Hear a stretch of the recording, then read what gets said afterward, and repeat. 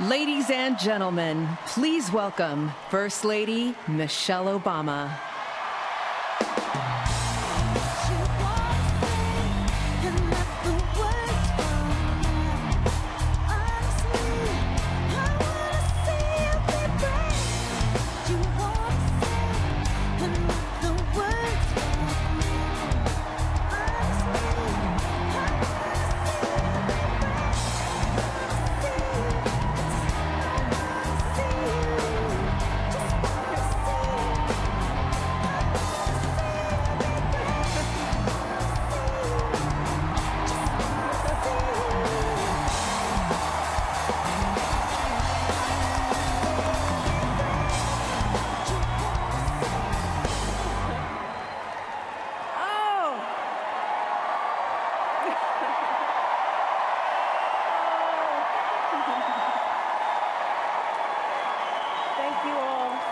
Thank you so much.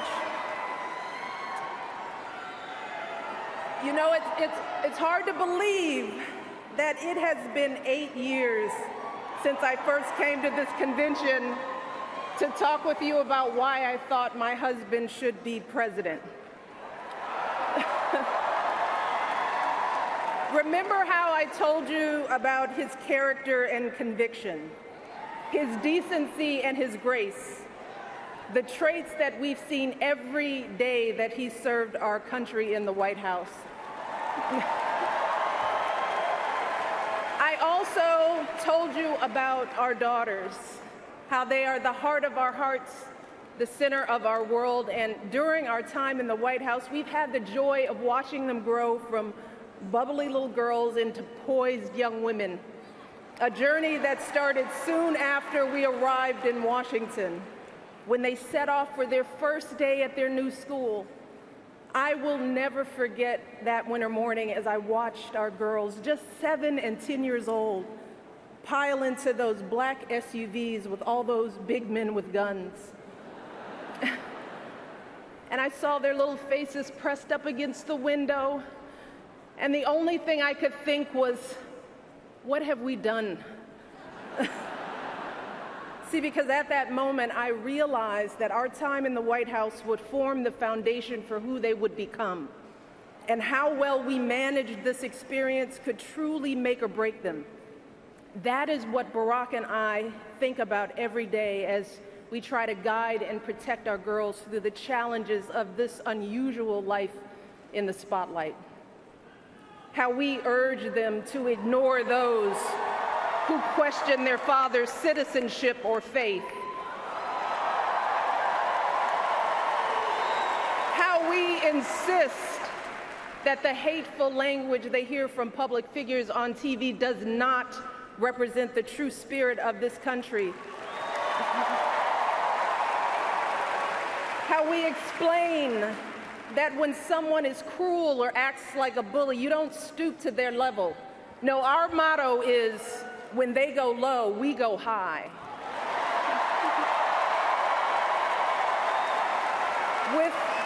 With every word we utter, with every action we take, we know our kids are watching us.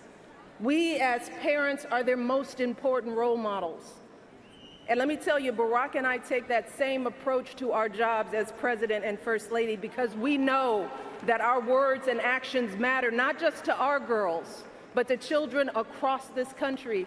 Kids who tell us, I saw you on TV, I wrote a report on you for school.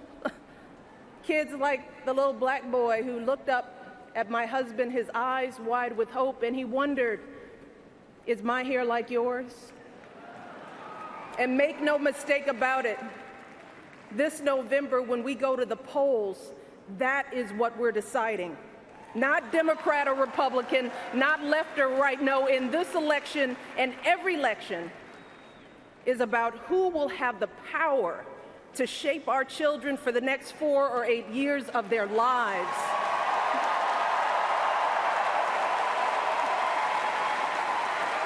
And I am here tonight because in this election, there is only one person who I trust with that responsibility, only one person who I believe is truly qualified to be President of the United States, and that is our friend Hillary Clinton.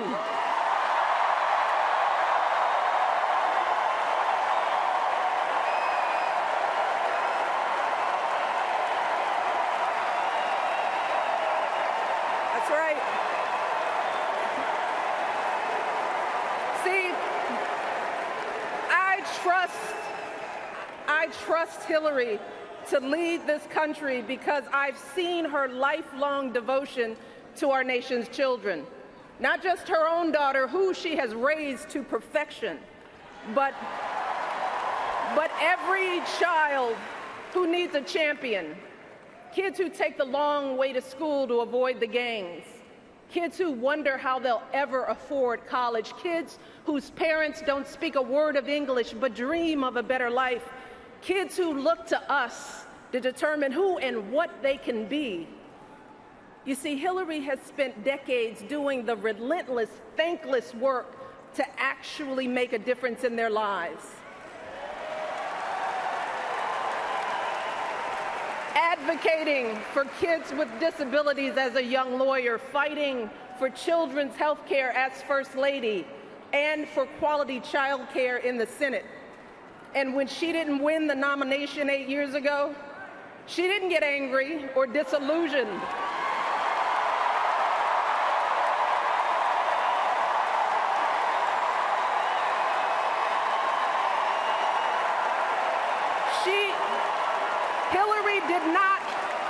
Hillary did not pack up and go home, because as a true public servant, Hillary knows that this is so much bigger than her own desires and disappointments. So she proudly stepped up to serve our country once again as Secretary of State, traveling the globe to keep our kids safe. And look, there were plenty of moments when Hillary could have decided that this work was too hard, that the price of public service was too high, that she was tired of being picked apart for how she looks or how she talks or even how she laughs. But here's the thing. What I admire most about Hillary is that she never buckles under pressure. She never takes the easy way out. And Hillary Clinton has never quit on anything in her life.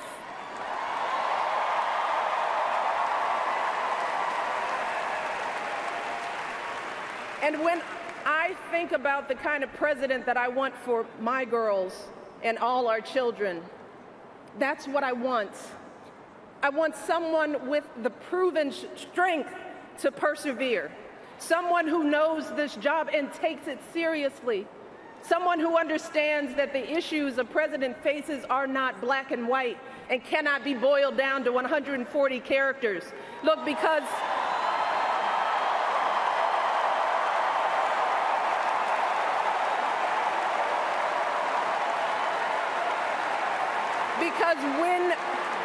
when you have the nuclear codes at your fingertips and the military in your command, you can't make snap decisions.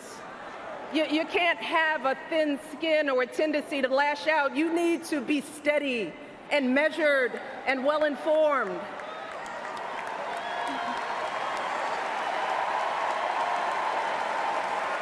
I want a president with a record of public service, someone whose life's work shows our children that we don't chase fame and fortune for ourselves. We fight to give everyone a chance to succeed. And we give back even when we're struggling ourselves, because we know that there is always someone worse off. And there, but for the grace of God, go I. I want a president who will teach our children that everyone in this country matters. A president who truly believes in the vision that our founders put forth all those years ago, that we are all created equal, each a beloved part of the great American story. And when crisis hits, we don't turn against each other. No, we listen to each other. We lean on each other. because we are always stronger together.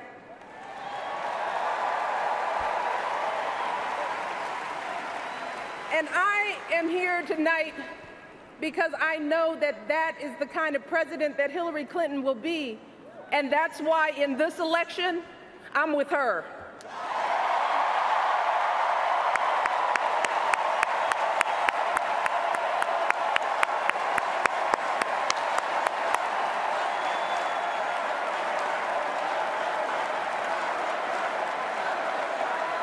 You see, Hillary understands that the president is about one thing and one thing only. It's about leaving something better for our kids. That's how we've always moved this country forward, by all of us coming together on behalf of our children. Folks who volunteer to coach that team, to teach that Sunday school class, because they know it takes a village. Heroes of every color and creed who wear the uniform and risk their lives to keep passing down those blessings of liberty. Police officers and protesters in Dallas who all desperately want to keep our children safe. People who lined up in Orlando to donate blood because it could have been their son, their daughter in that club.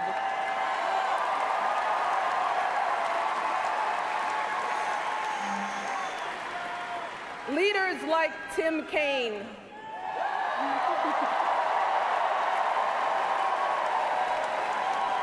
who show our kids what decency and devotion look like. Leaders like Hillary Clinton, who has the guts and the grace to keep coming back and putting those cracks in that highest and hardest glass ceiling until she finally breaks through, lifting all of us along with her. That is the story of this country, the story that has brought me to this stage tonight, the story of generations of people who felt the lash of bondage, the shame of servitude, the sting of segregation, but who kept on striving and hoping and doing what needed to be done so that today I wake up every morning in a house that was built by slaves.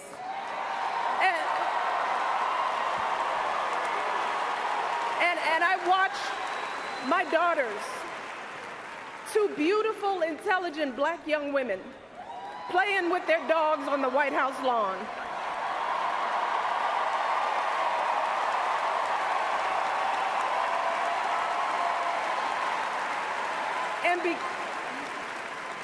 And because of Hillary Clinton, my daughters and all our sons and daughters now take for granted that a woman can be president of the United States.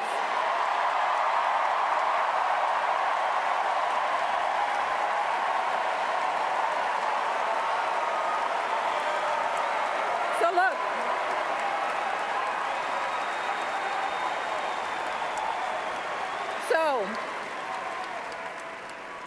don't let anyone ever tell you that this country isn't great, that somehow we need to make it great again, because this right now is the greatest country on earth.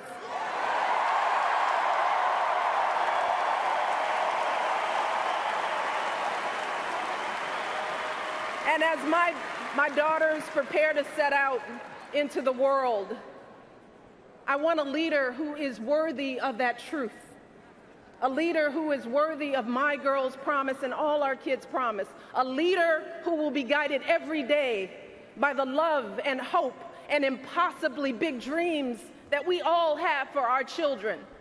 So in this election, we cannot sit back and hope that everything works out for the best. We cannot afford to be tired or frustrated or cynical. No, hear me. Between now and November, we need to do what we did 8 years ago and 4 years ago.